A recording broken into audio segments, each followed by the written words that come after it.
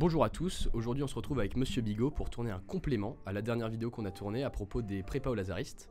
Donc on avait particulièrement parlé des filières MPSI, MP2I et PCSI, et aujourd'hui on est là pour parler d'une filière qui est adaptée au terminal venant de STI2D qui s'appelle la filière TSI. Donc bonjour monsieur. Bonjour. Est-ce que vous pouvez nous parler peut-être de comment est-ce qu'on y accède, des débouchés et des différences au niveau du contenu de l'enseignement de cette filière?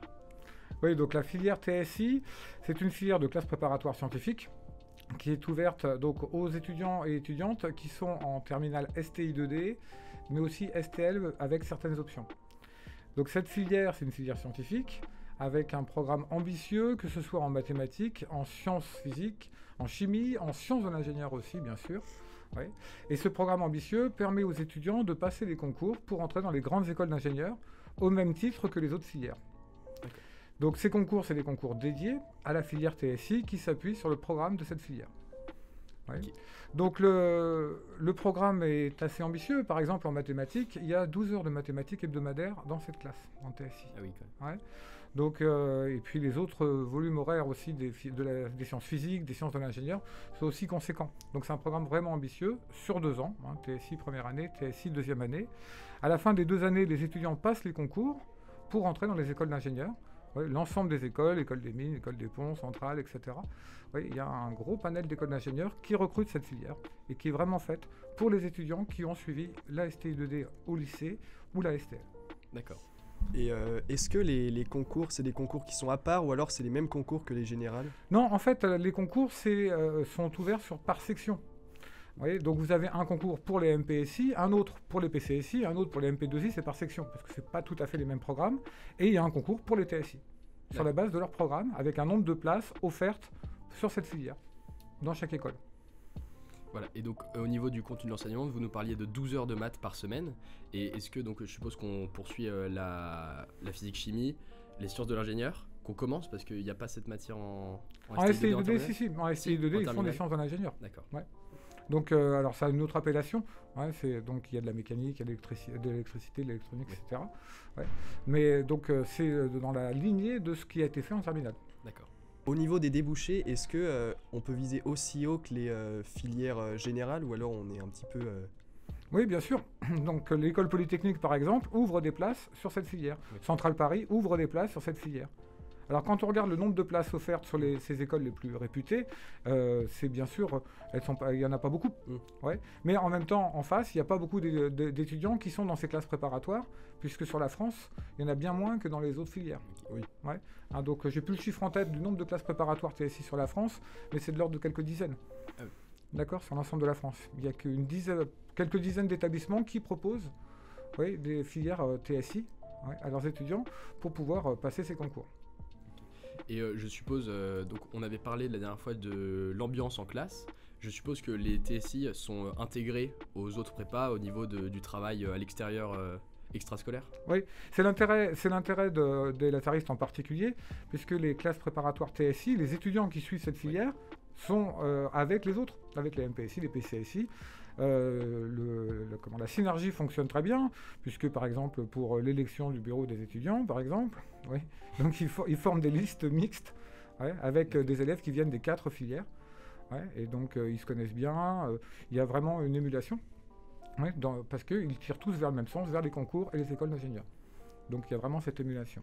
Dans la classe TSI, les effectifs sont moindres que dans les autres classes. On est plutôt autour d'une trentaine d'étudiants. L'idée étant que les équipes pédagogiques puissent suivre de façon beaucoup plus individuelle chaque étudiant. Il y a des moments aussi qui sont prévus pour l'aide personnalisée. Donc ils sont suivis en maths, en physique, en sciences de l'ingénieur. Ils ont des moments de rencontre avec les professeurs pour faire le point sur les cours de la semaine, sur les difficultés éventuelles rencontrées. Donc c'est presque du cours particulier à ce moment-là. Donc il y a cette adaptation dans la filière TSI.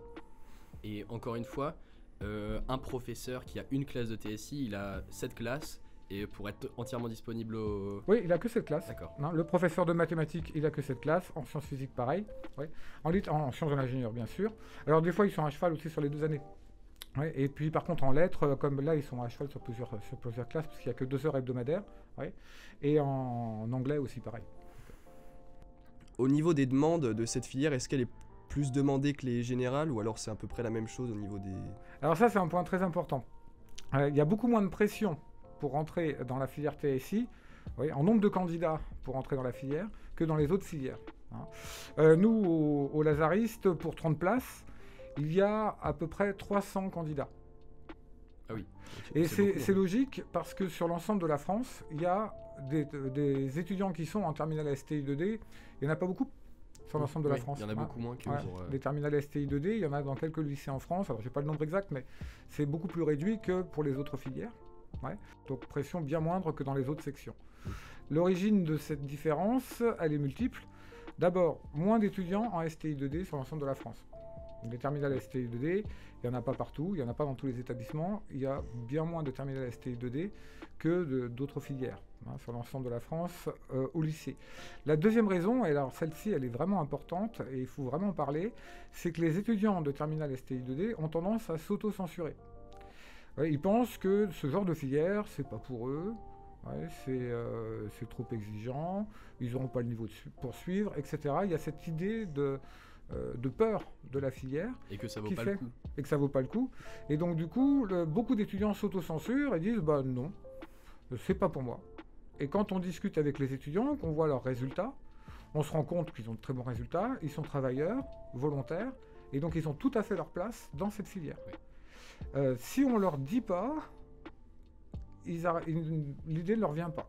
Donc, alors l'intérêt au Lazariste, avec nos propres terminales STI 2D, c'est qu'on a la chance d'avoir des équipes pédagogiques dans ces classes qui connaissent bien le débouché TSI et qui en parlent aux étudiants et les motivent. Ouais.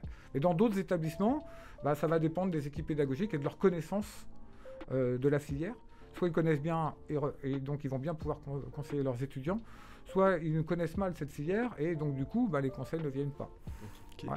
Donc les étudiants n'étant pas informés, ne candidatent pas ou s'autocensurent une fois qu'ils sont informés.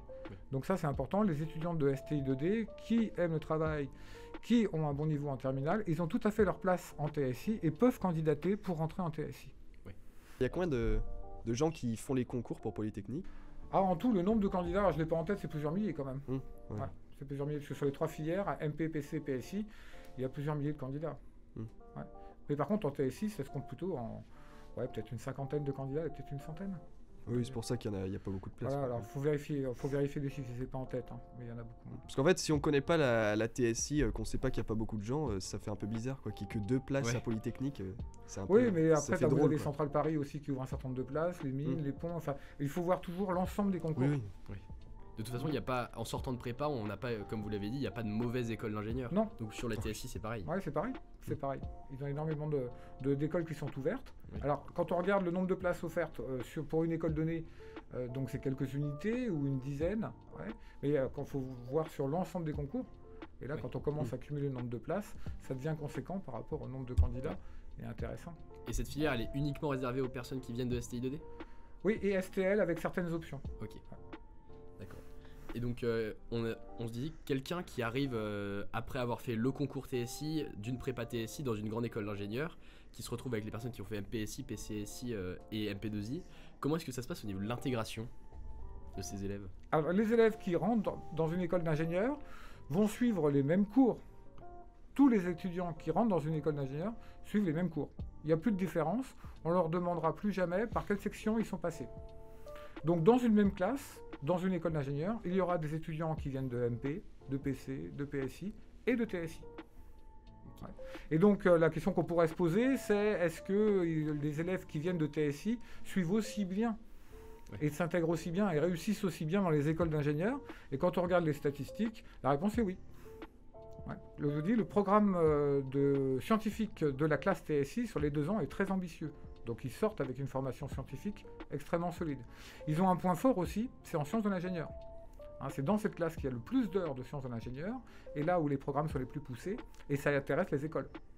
Oui. C'est pour ça que les écoles d'ingénieurs se sont ouvertes à cette filière. Parce qu'ils ont un profil qui les intéresse tout particulièrement, surtout du point de vue des sciences de l'ingénieur. Ils sont solides en maths et en physique parce qu'ils ont eu un enseignement riche, et donc ils trouvent leur place naturellement dans les écoles. Okay. Et plus jamais on leur demandera par quelle section ils sont passés. Oui. Ouais. Ils suivent les 3 années d'école, ils passent leur diplôme, et après ils rentrent dans la vie active comme tout le monde. Et le recul statistique, c'est que les élèves qui viennent de TSI réussissent aussi bien que les autres.